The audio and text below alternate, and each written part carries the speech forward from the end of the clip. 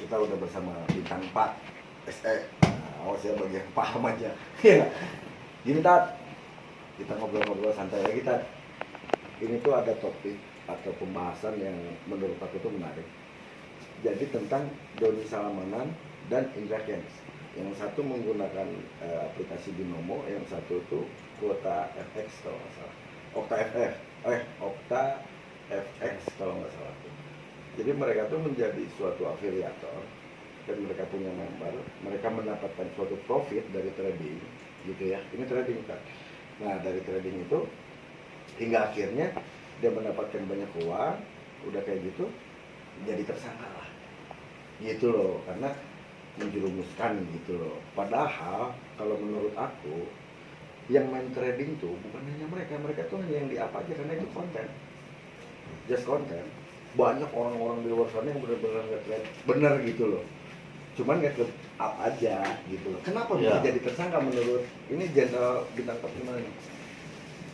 Ya itu pasti tersangka karena hasil efek ingin cepat kaya dengan jalan mudah tanpa punya jaminan. Perputaran cryptocurrency itu kan sebuah bisnis, menurut mereka bisnis normatif, padahal dari kapital awal yang dia masuk jadi member itu uang yang diputar itu tidak ada jaminan. Artinya uang di seluruh dunia itu harus ada jaminan. Nah ini kertas tukar kertas. Yang namanya kertas tukar kertas itu kan kejahatan. Ya. Itu seperti di negara mana-mana pun sedunia ini kalau dia cetak uang itu ada jaminan. Ya. Nah ini jaminannya nggak ada. Tahu-tahu dia di trading. Ya. Dan kertas bayar kertas. Jadi dia putar kertas bayar kertas. Ya kalau kertas bayar kertas mah itu lotre sama monopoli aja kan, sama aja.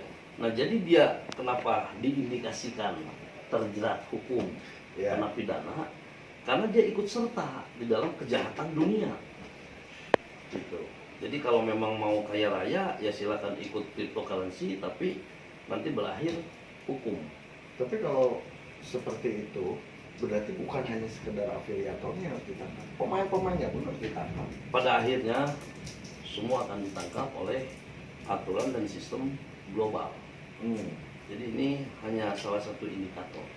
Ini efek dari efek yang memang di saat orang investasi di cryptocurrency atau nanti di Bitcoin sekalipun, dia akan berpikir bahwa perputaran keuangan itu harus ada barang yang dia jadikan alat transaksi.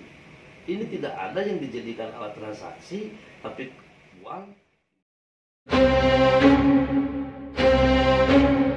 ada perputaran dapat bunga.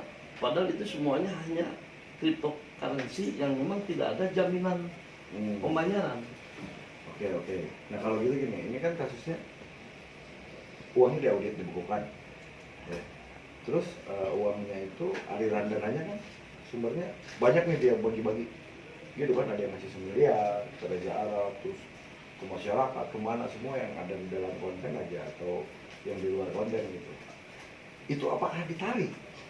Ya, bisa ditarik asetnya nggak? kalau hukum di kita itu Gitu loh. siapapun yang ikut serta di dalam tindakan kejahatan atau pidana sekalipun itu akan dibekukan dan semua akan terlibat. Kalau udah habis uangnya dan itu makan ngasih Ya minimal gitu loh. itu menjadikan temuan karena delik. Ya. Nah, jadi kita sudah pakai temuan delik, berarti dia ikut serta 55. Nah kalau pelakunya jelas 378. Dan ini sebuah penggelapan sistem daripada yang namanya itu keuangan di seluruh dunia ini harus ada jaminan. Nah jaminannya adalah logam mulia.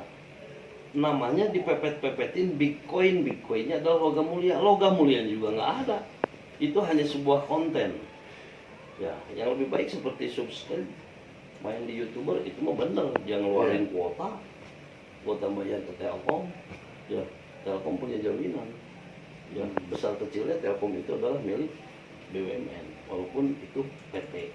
Betul, ya maksudnya kan itu heran ya, apakah salahnya orang yang berjuang dari nol gitu ya, berjuang dari nol hingga akhirnya dia menghasilkan, dia booming, itu sebenarnya dibanding trader-trader lain banyak lagi yang lebih kaya dan lebih banyak lagi orang-orang besar yang benar-benar bermain cuma nggak keangkat aja kan gitu, nggak keangkat gitu. Apakah ini menjadi suatu portofolio lagi sama seperti kayak dulu ibaratnya untuk mengeluarkan pasar ITE, kalau yang aku baca tuh mengeluarkan dulu videonya artis kan gitu loh, ya. video artis muncullah ITE Ya. untuk menjebaknya. Zaman dulu Sunda Empire muncul dulu Agung Sejagat, gini tangkap polanya tuh ya. dibuat pola ini sebagai miniatur lagi trading, nanti yang lainnya bakal disikat lagi kan gitu loh untuk mengeluarkan aturan ini gitu. Memang produk. Pola kan ya? Produk yang dibuat itu sebetulnya ini untuk dunia. Iya. Jadi kita report ke dunia bahwa cryptocurrency itu di Republik Indonesia yang kita cintai ini, Indonesia yang benar, besar dan kaya raya ini sudah melaporkan tindakan cryptocurrency itu adalah penyalahgunaan sistem keuangan dunia. Artinya konten yang satu itu bukan salah satu konsumtif di kita. Iya. Dia di-report ke internasional Iya. bahwa tuh di Indonesia saja sudah ditangkap orang yang modal 1,5 miliar, 2-3 bulan jadi 5 miliar, terus dia bagi-bagi sebagai manifesto sosial, sementara yang dibagikannya ini uang apa? Betul. Dasar dari mana? Bertambah itu apa dia memang uang punya jaminan kolateral logam mulia, atau memang ini uang kalangkang hilang? Nah Ya, itu kan uang betul. yang memang sebetulnya ini uang kertas tukar kertas ya. Kalau memang semua negara bisa cetak kertas, cetak aja kertasnya. Mungkin kalau kayak gitu kita nggak bisa tutup mata para orang-orang besar yang main trading itu bisa kejerak ya. Akhirnya dia Gitu. akan istighfar bahwa ini sudah menjadikan tatanan dunia baru yang namanya sekarang itu harus segera merapikan, karena ini masa aktif kejahatan dunia tentang mata uang tanpa jaminan ini akan diseret ke hukum tingkat internasional. Karena di internasional juga ada komite tentang uang. Contoh Indonesia, dia punya hak cipta dan dia punya hak cetak. Dan 5 memang tahun ini, sekali. ini platform luar. Memang panitianya di komite internasional. Semua negara ini diatur dalam pencetakan mata uang ini. Berapa logam mulianya? Itulah yang menjadikan dasar kita menjadi punya hak cetak. Kalau tidak punya logam mulia, kita hanya cerita kripto adalah bisnis forex, bisnis yang memang dia akan menjanjikan, yaitu hak mereka, permainan namanya juga. Artinya tapi kemudian dia ternyata kesandung masalah hukum, ya itu sudah bagian daripada proses yang memang ini adalah kejahatan. Kalau ini bukan kejahatan, apalagi ini the show up, hanya hukum apa nanti yang diambil secara negara masing-masing. Betul, nah itu yang aku maksud tuh, ini menjadi suatu portofolio ya sama seperti kemarin kasus Sunda Empire ya, yang Agung Sejagat dulu bikin suatu kerajaan, geser polanya ke Sunda Empire, udah kayak gitu bikin ITE sebelum munculin dulu gitu loh kan kasusnya, jadi mulai lagi ada apa namanya hukum-hukum baru gitu kan. Ya, di Sesuai sini dengan bandar. negara kan. Ada bandar ini, bandar. Ada bandar. Jadi Ya. bandarnya adalah posisi mata uang asing. Betul. Cuma kan gini kan, yang mereka tahu itu mereka memutarkan uang di situ, mereka trading di situ memiliki analisis kan gitu ya. Karena ini kalau dilihat kan orang lain tuh banyak yang salah, ada yang bicara perjudian, ada yang bicara kejahatan. Ya. Kan gitu loh, kejahatan tuh ya sama seperti yang diterangkan, karena ini tidak ada pembanding uangnya, hanya tukar kertas dengan kertas. Ya. Gitu ya. Terus kalau judi juga logika, di mana judi bisa menang terus? Ya. Enggak lah, karena kan ada apa namanya, ada pelajarannya. Ya. Dan ada juga kita belajar candle, belajar semua untuk mencari profit di situ, gitu loh. Kan itu Ya. ya. Ini karena mata uang asing yang sudah ada di Indonesia sudah berhamburan dan kuotanya sudah banyak. Sehingga harus diadakan sebuah event tentang kebohongan, bagaimana kertas ini bisa menyeimbangkan mata uang asing tadi. Ya, kita lihat lah semua sudah pada tahu bahwa Indonesia dengan Australia ini sudah sayonara US dollar, meninggalkan US dollar. Ini sistem. Dan itu langsung Instagramnya Pak Presiden. Artinya kalau memang kita sudah mau mata uang asing ini sebagai pengacau tentang keseimbangan, kestabilan sebuah tatanan negara dan bangsa-bangsa, harus kembali kepada Dasar Sila Bandung. Dasar Sila Bandung menyatakan memang kita bersama-sama dan kerjasama menghargai hak hukum internasional masing-masing. Dan di sini punya tatanan. Indonesia punya mata uang. Dan hari ini tanggal 22 Februari 2022 ini rupiah sudah menjadikan penyeimbang seluruh mata uang falas yang ada di dunia. Harus IDR. Oh gitu. Harus IDR. Nah, IDR. ini ya? Oh iya, IDR itu sudah dengan pembandingnya kan euro. Makanya Presiden Republik Indonesia Insinyur Joko Widodo berani menyampaikan dengan Australia sayonara US dollar dan meninggalkan US dollar. Karena itu membuat sebuah polemik.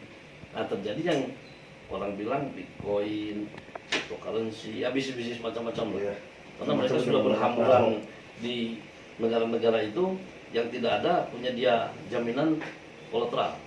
Nah, ini informasi update dan ini sesungguhnya kita sampaikan masyarakat seluruh Indonesia dan seluruh dunia, hati-hati apabila ada sebuah putaran-putaran bisnis yang menjanjikan sampai kaya raya dia lebih cepat, itu silahkan saja hak mereka, tapi hati-hati akan berakhir dengan pidana.